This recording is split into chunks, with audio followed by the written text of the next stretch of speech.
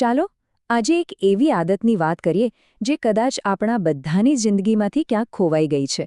હા, હું વાત કરું છું પુસ્તકો વાંચવાના એ શુદ્ધ આનંદની. આજે આપણે એ જ સમજવાની કોશિશ કરીશું કે એ ખોવાયેલી દોસ્તીને ફરીથી કેવી રીતે જીવંત કરવી. પણ સવાલ એ છે કે આપણે વાંચવાનું બંધ ક્યારે કરી દીધું? ક્યારે વિચાર્યું છે કે આ બધું થયું કેવી રીતે? યાદ છે, બાળપણમાં પુસ્તકો આપણા કેવા પાક્કા દોસ્ત હતા, પણ જેમ જેમ મોટા થયા એ મિત્રતા જાણે ક્યાંક પાછળ જ છૂટી ગઈ. તો આ આખી સમસ્યાની શરૂઆત જ અહીંથી થાય છે. આપણી જે બાળપણની પુસ્તકો સાથેની ગાઢ દોસ્તી હતી ને, એ આપણું ભણતર પૂરું થતાં જ જાણે તૂટી જાય છે. ચલો જરા ઊંડાણમાં જઈને સમજીએ કે આનું અસલી કારણ છે શું. ખબર છે, મોટાભાગના લોકો સાથે શું થાય છે? વાંચન છે ને, એ માત્ર સિલેબસનો એક હિસ્સો બનીને રહી જાય છે. જેવી પરીક્ષાઓ પૂરી થઈ, ડિગ્રી મળી ગઈ, એટલે બસ પુસ્તકો સીધા અભરાઈ પર. અને એક અંગત શોખ તરીકે વાંચવાની આદત એ તો લગભગ ભૂલાઈ જ જાય છે. અને હવે વાત કરીએ એ સૌથી કોમન બહાનાની, જે આપણે બધા ક્યારેક ને ક્યારેક આપીએ છીએ. ભાઈ, ટાઈમ જ ક્યાં છે? પણ શું આ વાતમાં દમ છે? ચાલો આ બહાનાનો પર્દાફાશ કરીએ. હા, સાચી વાત છે. આ ફરિયાદ આપણે બધાએ સાંભળી છે અને સાચું કહું તો કદાચ કરી પણ છે. આજકાલની ભાગદોડવાળી જિંદગીમાં એવું લાગે પણ ખરું, પણ શું ખરેખર સમય જ નથી કે પછી વાત કંઈક બીજી જ છે? એક મજેદાર અને કદાચ ચોંકાવનારી વાત કહું. સર્વે કહે છે કે લોકો અઠવાડિયામાં સરેરાશ 35થી 45 કલાક ટીવી જોવામાં વિતાવે છે. વિચારો તો ખરા, આ તો લગભગ ઓફિસના કલાકો જેટલો જ સમય થયો.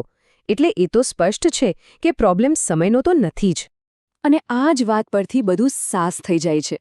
સાચી વાત તો એ છે કે જે કામ આપણને ગમે છે ને, એના માટે તો આપણે ગમે તેમ કરીને સમય કાઢી જ લઈએ છીએ, ખરું ને? તો પછી અસલી સવાલ એ નથી કે સમય કેમ નથી. સવાલ એ છે કે વાંચન આપણી પ્રાયોરિટી કેમ નથી. સારું, તો બહાનાઓની વાત તો ઘણી થઈ. હવે એનાથી આગળ વધીએ અને એ સમજીએ કે વાંચન આખરે આટલું બધું જરૂરી કેમ છે. પુસ્તકોમાં એવી તો શું જાદુઈ તાકાત છે જે આપણી અંદર મોટા પરિવર્તન લાવી શકે છે? ફ્રાન્સ કાફકાનું આ વાક્ય જુઓ, કેટલું પાવરફુલ છે. પુસ્તક એ આપણા અંદર જે બરફનો દરિયો જામી ગયો છે ને, એને તોડવા માટે કુહાડી જેવું હોવું જોઈએ. મતલબ કે પુસ્તકો ખાલી માહિતી નથી આપતા, એ આપણી અંદરની જડતાને, આપણા બંધાઈ ગયેલા વિચારોને તોડે છે. આપણને એક નવી જ રીતે વિચારવા અને અનુભવવા માટે મજબૂર કરે છે.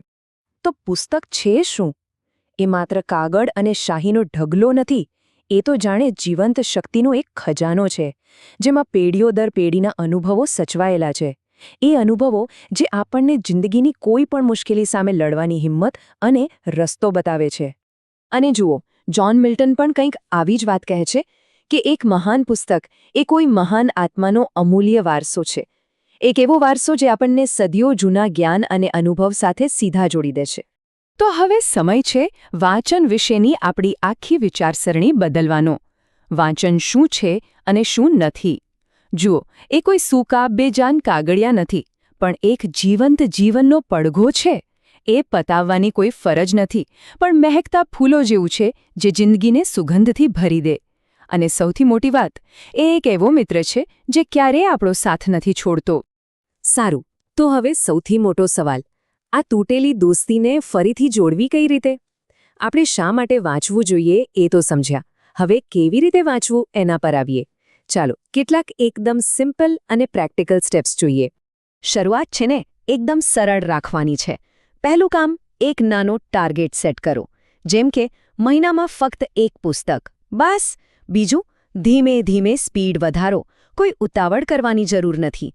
અને ત્રીજું અને સૌથી અગત્યનું, રેગ્યુલારિટી. રોજ થોડું પણ વાંચો. યાદ રાખજો, કન્સિસ્ટન્સી જ સફળતાની ચાવી છે. આપણે રોજ આપણા ઘરની સાફસફાઈ કરીએ છીએ, ખરું ને? ધૂળ માટી સાફ કરીએ છીએ. બસ એ જ રીતે આપણા મગજમાં પણ રોજબરોજ વિચારોની ધૂળ જામતી હોય છે. નિયમિત વાંચન એ જ ધૂળને સાફ કરવાનું કામ કરે છે. એ આપણા મનને એકદમ ફ્રેશ અને ક્લિયર રાખે છે.